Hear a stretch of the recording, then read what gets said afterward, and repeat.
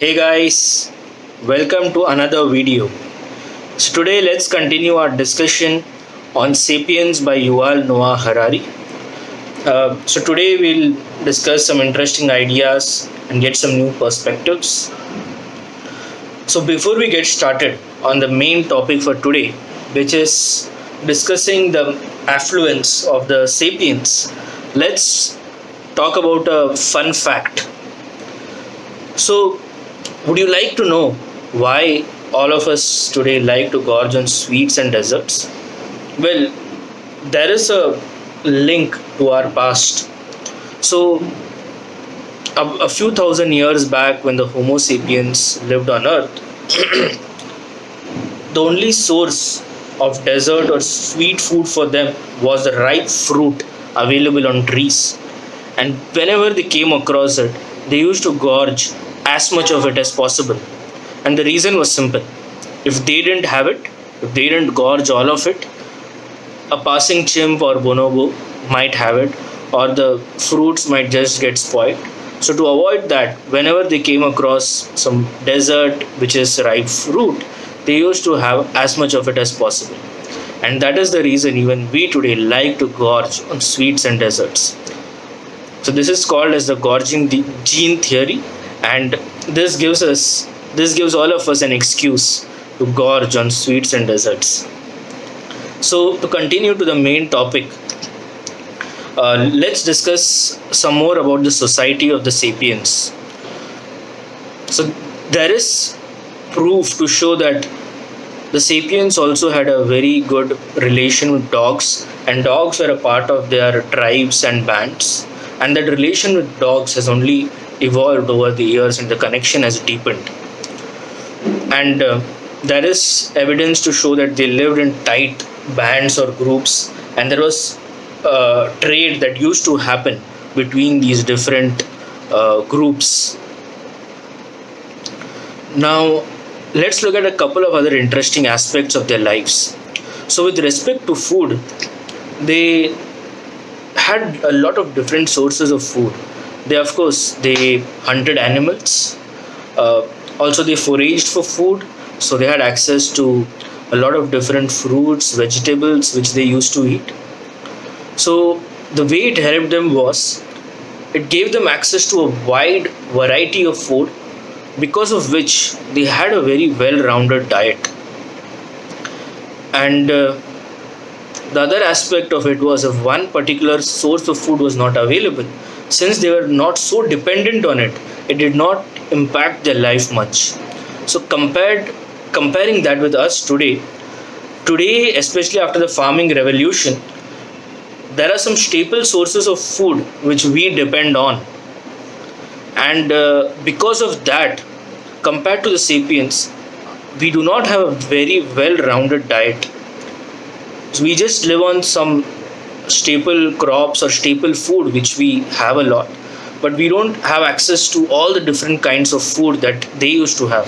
So because of that, our diet is the nutritional value of our diet is not as high as what our ancestors used to have a few thousand years back. The other interesting aspect is, now since we are so dependent on a few stock crops or a few stock sources of food, if there is any incident or event that hampers their growth, like a drought or a famine, that impacts large aspects of our society. And also, needless to say, the processing that happens in our food, that also brings down the nutritional value. So overall, it seems that the sapiens who lived a few thousand years back, they had access to a much more well-rounded diet compared to the descendants who are us today. The other interesting aspect of their life is, to survive, they needed to know a lot about themselves, about their surroundings, their environment. For example, they needed to know which animals might be around them, so that they could plan their day accordingly and live safely. They had to have a good understanding of their body and their capabilities, so that they could escape from the animals. They had to know where to search for food.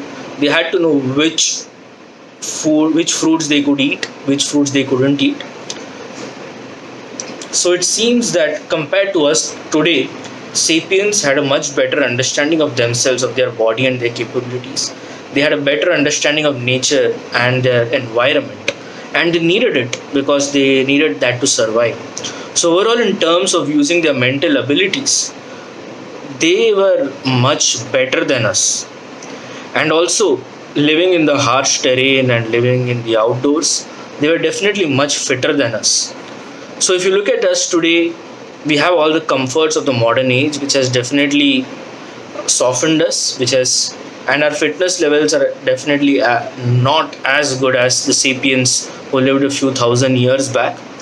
And also, when we look at the jobs we do today, they're so nuanced. We do, like, as engineers, as doctors, as uh, whatever we might be doing, we have very nuanced jobs, and we have trained our brains to do a very small section, or we have gained expertise in a very small subject which is very nuanced and specific. And for the other aspects of our life, we depend on other human beings. When we compare that with the sapiens who lived a few thousand years back, as we already spoke, they needed to know a lot more. They needed to know things about their nature. They needed to know about other animals. They needed to know about fruits and what food they could eat, what they couldn't eat. So their mental ability was also far superior than us. And also, in our modern life, we work 40 hours a week, 60 hours a week, 80 hours, even 100 hours a week.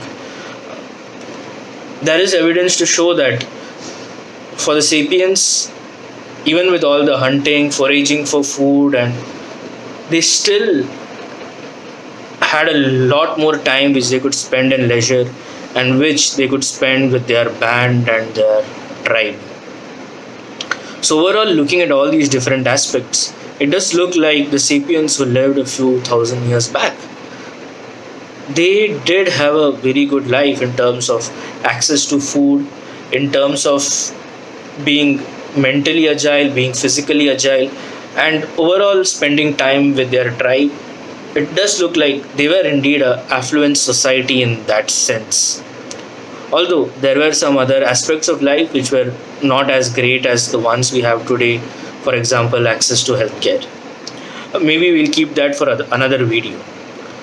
So, till the next video, guys, take care and thank you.